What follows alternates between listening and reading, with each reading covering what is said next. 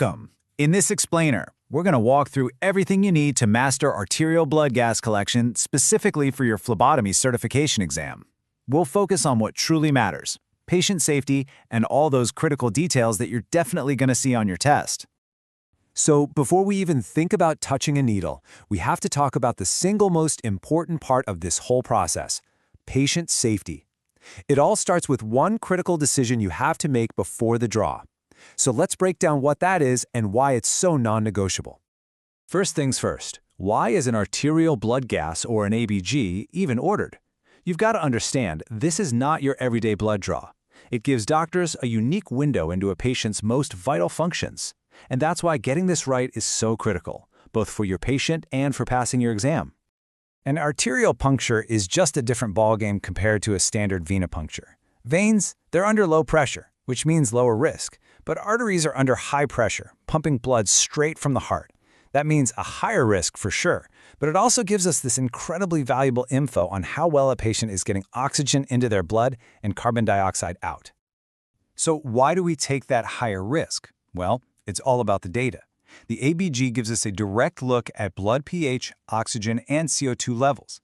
This tells us right now, in real time, how a patient is breathing and if their body's acid-base balance is okay. This is the information that helps guide huge decisions like ventilator settings. All right, now before we even think about going to the most common spot for an ABG, the radial artery in the wrist, there is one test you absolutely positively must perform. This is your #1 safety check, and trust me, for your exam, you need to know it inside and out. The entire reason for this test comes down to a concept called collateral circulation. The easiest way to think of it is like a backup highway. See, the hand gets blood from two main arteries, the radial and the ulnar. The Allen test is how we confirm that if something happens to the radial artery, that backup route, the ulnar artery, is strong enough to supply blood to the whole hand all by itself. Okay, let's walk through this together, step by step. First, you'll ask your patient to make a fist for just a second. This helps push some blood out of the hand. Next, you use your fingers to apply firm pressure over both arteries at the wrist. Then, when the patient opens their hand, it should look pale or blanched. That's how you know you've successfully cut off the blood flow for the test. And here it is, the moment of truth. While you're still holding down the radial artery, that's the one you plan to stick, you let go of the ulnar artery. Now, you just watch. Can that ulnar artery, all on its own, make the whole hand pink up again? And it's super important that you document exactly what you see, especially how long it takes for the color to come back. So what are you looking for? It's all about this number. If that color flushes back into the palm within about 5 to 10 seconds, that's a positive test. That's your green light. It means the collateral circulation is good to go, and it's safe to proceed with the radial artery. But what if the hand stays pale or the color comes back really slowly? Well, that's a negative test, and it is a hard stop. You do not use the radial artery on that arm. The risk of cutting off the blood supply to the hand is just too high. Your job is to document that negative result and move on to find a different site. You see how that one test leads us directly into our next big decision? It's all about site selection. Whether that Allen test was positive or negative tells you exactly where you can and can't go next. And believe me, there is a very strict order you have to follow. For your exam, you have got to know this safety hierarchy. Memorize it. It's not about what's easiest, it's about what's safest. The radial artery is choice #1, but only if you got a positive Allen test.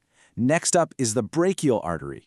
And the femoral artery, that is always the last resort for adults. So why is the radial artery our #1 pick? A couple of key safety reasons. It's close to the surface, easy to feel, and it has the radius bone right behind it, which gives you a nice hard backboard to press against to stop bleeding. The brachial artery, on the other hand, is deeper, it's way too close to a major nerve, the median nerve, and it doesn't have that great backup blood supply, which makes any complication much more serious. And that brings us to the femoral artery.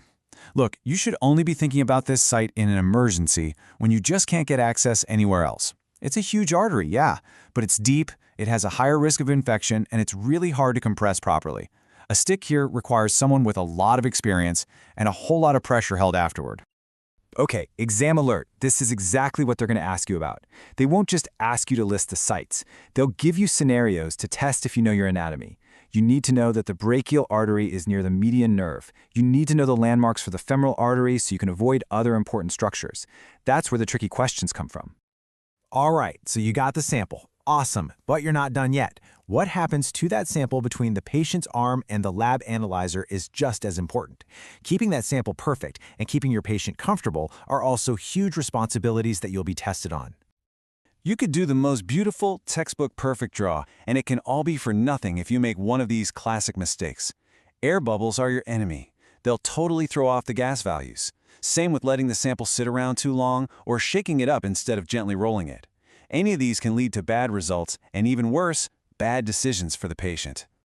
Remember this for your exam and for your career. Your job isn't just to collect the blood, it's to guarantee the result is valid.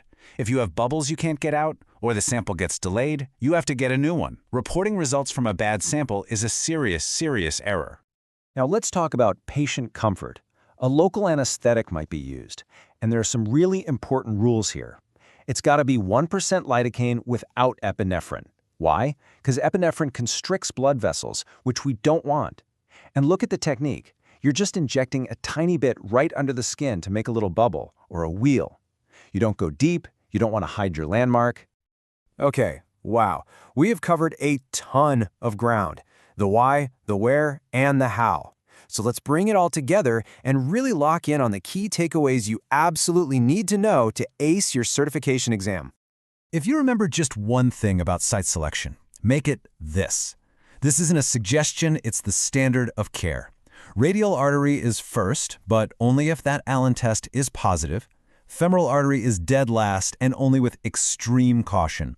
This single principle is the key to so many exam questions. Think of this as your final study guide. If you can confidently explain each of these points out loud, you are in great shape. Can you walk someone through the Allen test? Do you know the site hierarchy and why it's in that order? Do you know what nerves to watch out for? Can you list the errors to avoid? If you've got this, you've got it. So as you finish up your studying, I want to leave you with one final question. We've talked about all the gear and all the steps, but what's the single most important control you have in this whole process? It's not a piece of equipment. The most important control you have is your knowledge. It's your clinical judgment and your commitment to making the safest choice every single time for every single patient. Safety isn't just one step in the procedure, it is the entire standard. Master that mindset and you'll be more than ready.